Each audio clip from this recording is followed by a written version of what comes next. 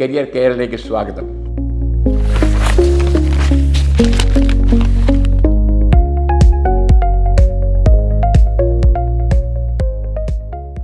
കഴിഞ്ഞ ആഴ്ച നമ്മൾ സംസാരിച്ചത് ഏതെങ്കിലും +2 ജയിച്ചവർക്കുള്ള അവസരങ്ങളെ സംബന്ധിച്ചാണ്. ഈ ആഴ്ച ഏതെങ്കിലും വിഷയത്തിലെ ബാച്ചലർ ബിരുദം നേടിയവർക്ക് ഏതെല്ലാം കരിയർ വഴികളുണ്ട് എന്ന് സംബന്ധിച്ചാണ്. അപ്പോൾ പഠിച്ച വിഷയം, ഇപ്പോൾ കെമിസ്ട്രി പഠിച്ചാൽ MSc കെമിസ്ട്രിക്ക് പോകാം, ഫിസിക്സ് പഠിച്ചാൽ MSc ഫിസിക്സിന് പോകാം, എക്കണോമിക്ക് പോകാം, അതെല്ലാവർക്കും അറിയാം. അതല്ലാതുള്ള വഴികൾ, പൊതുവെയുള്ള വഴികൾ, ഒന്ന് ബിസിനസ് മാനേജ്മെൻറ്റ്. നമ്മൾ MBA എന്ന് പൊതുവെ പറയും. MBA അല്ല, PGDM ഉണ്ട്, post graduate diploma in management. അതും ഏതാണ്ട് തുല്യമായിട്ടുള്ള യോഗ്യതയാണ്. പലപ്പോഴും ഈ PG ഡിപ്ലോമ താഴെയാണെന്ന് വിചാരിക്കും. താഴെയല്ല, അത് എൻജിനീയറിംഗ് ഡിഗ്രിയും ഡിപ്ലോമയും പോലെ മനസ്സിൽ കണ്ട് പറയുകയാണ്. അങ്ങനെയില്ല. അപ്പോൾ PGDM പലരും MBAക്ക് തുല്യമായിട്ട് തന്നെ പറഞ്ഞിട്ടുണ്ട്.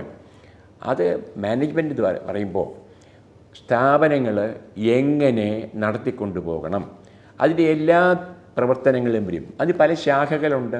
ഇപ്പോൾ ഫൈനാൻസ് ഉണ്ട്, ഹ്യൂമൻ റിസോഴ്സ് ഡെവലപ്മെൻ്റ് ഉണ്ട്, മാർക്കറ്റിംഗ് ഉണ്ട്, സിസ്റ്റംസ് ഉണ്ട്, പിന്നെ വിശേഷ മാനേജ്മെൻ്റ് ഉണ്ട്.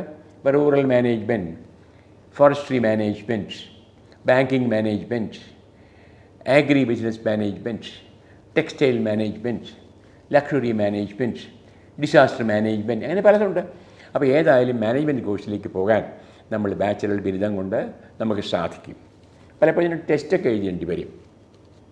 പിന്നെ അതുകൂടാതെ രണ്ടാമതൊരെണ്ണം നിയമമാണ്. ഇപ്പോൾ +2 ജയിച്ചവർക്ക് 5 കൊല്ലം കൊണ്ട് പഠിക്കാം. ഇത് 3 കൊല്ലം കൊണ്ട് LLB കിട്ടും. അഭിഭാഷകനാകാം, നോട്ടറിയാകാം, മജിസ്ട്രേറ്റ് ജഡ്ജൊക്കെ ആകാം, ലീഗൽ ഓഫീസറാകാം, ലീഗൽ അഡ്വൈസറാകാം, സർക്കാരിലെ ലീഗൽ ഡിപ്പാർട്ട്മെൻറ്റ് ജോലി എടുക്കും. അങ്ങനെ പല പല സാധ്യതകളുണ്ട്. ലീഗൽ ഓതറുണ്ട്, ജേർണലിസ്റ്റ് ഉണ്ട്, ലീഗൽ, അങ്ങനെ പല പല സാധ്യതകളുണ്ട്. പിന്നെ bank officer, bank assistant, insurance officer assistant. അപ്പോൾ ഇതൊക്കെ നമ്മൾ കൊമേഴ്സുകാർക്കാണെന്ന് വിചാരിക്കും. അങ്ങനെയൊന്നുമില്ല. നമ്മൾ ബാങ്കുകളിൽ സെലക്ഷന് ഒരു ടെസ്റ്റുണ്ട്, ഓഫീസർ ടെസ്റ്റുണ്ട്, ഈ ക്ലറിക്കൽ കഴിഞ്ഞ ഒരു ടെസ്റ്റുണ്ട്. രണ്ടും ഏത് ബാച്ചലർകാർക്കും എഴുതാം. അത് ഒരു തൊഴിൽ സാധ്യതയാണ്. പിന്നെ കമ്പൈൻഡ് ഗ്രാജുവേറ്റ് ലെവൽ എക്സാമിനേഷൻ എന്ന് പറഞ്ഞ് കേന്ദ്ര സർക്കാരിലെ സ്റ്റാഫ് സെലക്ഷൻ കമ്മീഷൻ്റെ ഒരെണ്ണമുണ്ട്.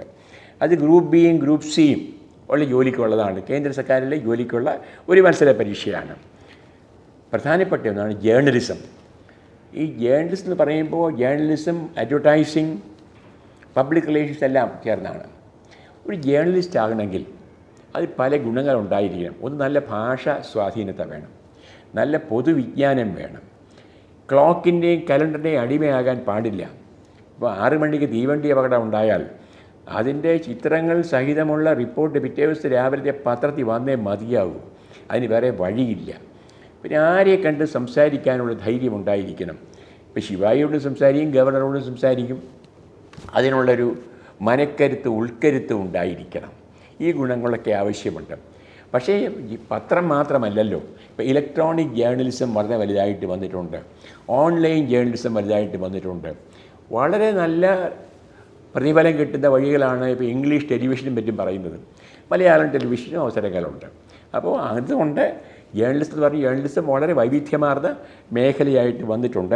അതോടൊപ്പം അഡ്വർടൈസിങ്ങിനും പബ്ലിക് റിലേഷൻസ് പോവുകയും ചെയ്യാം. മറ്റൊന്ന്, അധ്യാപക വൃത്തിക്ക് പോകാം. B.Ed പഠിച്ചാൽ സ്കൂൾ ടീച്ചറാകാം. അതല്ലാതെ പോസ്റ്റ് ഗ്രാജുവേഷൻ എടുക്കുകയും അതോടൊപ്പം തന്നെ ഒരു നെറ്റ് എന്നൊരു പരീക്ഷ പാസ്സായി കഴിഞ്ഞാൽ കോളേജ് അധ്യാപകരാകാം. അത് മാത്രമല്ല, ഗവേഷണം, ജൂനിയർ റിസർച്ച് ഫെലോഷിപ്പ് അത് കിട്ടും. അപ്പോൾ അതിനൊക്കെ സൗകര്യങ്ങൾ ഏത് ബിരുദക്കാർക്കും മുന്നോട്ട് പോകാൻ സാധിക്കും. സിവിൽ സർവീസസ് എന്ന് പറഞ്ഞാൽ നമ്മൾ IAS, IFS, IPS തുടങ്ങിയ 21, 22, 23 ജോലികളിലേക്ക് ഉദ്യോഗസ്ഥരെ തിരഞ്ഞെടുക്കുന്ന ദേശീയത്തിൽ സെലക്ഷനാണ് സിവിൽ സർവീസ് എക്സാമിനേഷൻ. UPSC നടത്തും. ഒരു 10 ലക്ഷം പേരെ അപേക്ഷിക്കും, 5 ലക്ഷം പേരെ എഴുതും, 1000 പോസ്റ്റേ കാണുകയുള്ളൂ. അപ്പോൾ അതൊരു നല്ല വഴിയാണോ എന്ന് സംശയിച്ചേക്കാം. നല്ല വഴിയാണ്. കാരണം അത് തോറ്റാൽ തന്നെയും ഒരു പ്രത്യേക ഒരു തോൽവിയാണ്. ആ തോൽവിയിൽ വിജയമുണ്ട്. എന്തുകൊണ്ടെന്നാൽ നമ്മൾ 1.5 വർഷത്തോളം ഏകാഗ്രതയോടെ ഏതെങ്കിലും ഒരു വിഷയം പഠിക്കുന്നു, പൊതുവിജ്ഞാനം ആർജിക്കുന്നു. ഇൻ്റർവ്യൂ ടെക്നിക്കുകൾ സ്വാംശീകരിക്കുന്നു. ഇവയൊക്കെ പ്രയോഗിച്ചുകൊണ്ട് മറ്റേത് ജോലി അന്വേഷണ രംഗത്ത് പോകുമ്പോഴും നമുക്ക് നല്ല മത്സര പേശികൾക്ക് നല്ല ദാർഢ്യമുണ്ടായിരിക്കും, ജോലി കിട്ടാൻ കൂടുതൽ സാധ്യതയുണ്ടായിരിക്കും. അവ സിവിൽ സർവീസസ് ഒന്ന്. പിന്നെ സായുധ സേനയിൽ army, navy, air force combined defence service examination ഉണ്ട്, CDSC. അതിലെഴുതണമെങ്കിൽ ഏത് ബിരുദധാരിക്കും എഴുതാം. പക്ഷേ ഏത് ബിരുദധാരിയും എന്ന് പറഞ്ഞാൽ ഹിസ്റ്ററി, എക്കണോമിക്സ്, പോളിറ്റിക്സ് ആർമിയിൽ മാത്രമേ സാധിക്കുകയുള്ളൂ. നേരെ മറിച്ച് നിങ്ങൾ ബിടെക് ആണെന്നുണ്ടെങ്കിൽ നേവിയിലേക്ക് എടുക്കും, ബിടെക് ആണെങ്കിൽ എയർഫോഴ്സിലേക്ക് എടുക്കും, മാത്സ് ആൻഡ് ഫിസിക്സ് പഠിച്ച ബിരുദക്കാരാണെങ്കിൽ എയർഫോഴ്സിലേക്ക് എടുക്കും. അപ്പോൾ അത് UPSC നടത്തുന്ന ഒരു മത്സര പരീക്ഷയിൽ കൂടെ, അത് കഴിഞ്ഞ് ഒരു പ്രത്യേക ഫിസിക്കൽ ടെസ്റ്റൊക്കെ ഉണ്ട്. ആ ടെസ്റ്റെല്ലാം കഴിഞ്ഞ് മെഡിക്കൽ ടെസ്റ്റ് കഴിഞ്ഞിട്ട് മാത്രം നമുക്ക് ഒരു ഓഫീസറാകാൻ സാധിക്കുന്നുണ്ട്. ഇപ്പം library information service, library and ഇൻഫർമേഷനാണിപ്പോൾ വെറുതെ പുസ്തകം കൊടുക്കുക, മേടിച്ച് വയ്ക്കുക എന്നുള്ള അപ്പുറത്തായിട്ട് ഒരു ഇൻഫർമേഷൻ ഡിസ്പെൻസർ, വിവരങ്ങൾ ശേഖരിച്ച് കൊടുക്കുക. ഒരു കസ്റ്റമർ വന്നു കഴിഞ്ഞാൽ അയാൾക്ക് ഇന്ന കാര്യത്തെപ്പറ്റി വിവരം വേണം, അത് എവിടെ നിന്ന് ശേഖരിക്കുകയോ വെബ്സൈറ്റ് നോക്കിയോ എങ്ങനെയായാലും അത് പകർന്നു കൊടുക്കുന്ന ഉത്തരവാദിത്വമാണുള്ളത്. ഒരു വർഷത്തെ ഒരു പ്രോഗ്രാമുണ്ട്, BLISC, ട്രാവൽ ആൻഡ് ടൂറിസം. ഇപ്പോൾ വെറുതെ യാത്ര മാത്രമല്ലല്ലോ, ടൂറിസം ആഗോള തലത്തിൽ വളർന്ന് വികസിച്ചിരിക്കുകയാണ്. അപ്പോൾ തീർച്ചയായിട്ടും അത് ധാരാളം സാധ്യതകളുടെ ഒരു രംഗമാണ് ട്രാവൽ ആൻഡ് ടൂറിസം. അതുപോലെ ഗവേഷണത്തിലേക്ക് പോകാം. ബാച്ചലർ ഡിഗ്രിക്ക് നേരിട്ട് പറ്റുകയില്ല. പോസ്റ്റ് ഗ്രാജുവേഷൻ കഴിഞ്ഞ് നേരത്തെ പറഞ്ഞ നാഷണൽ എലിജിബിലിറ്റി ടെസ്റ്റ് നെറ്റ് എഴുതി കഴിഞ്ഞാൽ അത് UGC ഉണ്ട്, ICSRൻ്റെ ഉണ്ട്, CSIRൻ്റെ ഉണ്ട്. ആ ടെസ്റ്റ് നമ്മൾ എഴുതി കഴിഞ്ഞാൽ നമുക്ക് ഗവേഷണ രംഗത്തേക്കും പോകാൻ സാധിക്കും. പിന്നെ പണ്ടൊരിക്കൽ നമ്മൾ company secretary, cost accountancy, chartered accountancy 3 പ്രൊഫഷനെ പറ്റി പറഞ്ഞു. അത് +2 മതിയെങ്കിലും സാധാരണ പലപ്പോഴും ഡിഗ്രി എടുത്തവരിതിന് പോകാറുണ്ട്.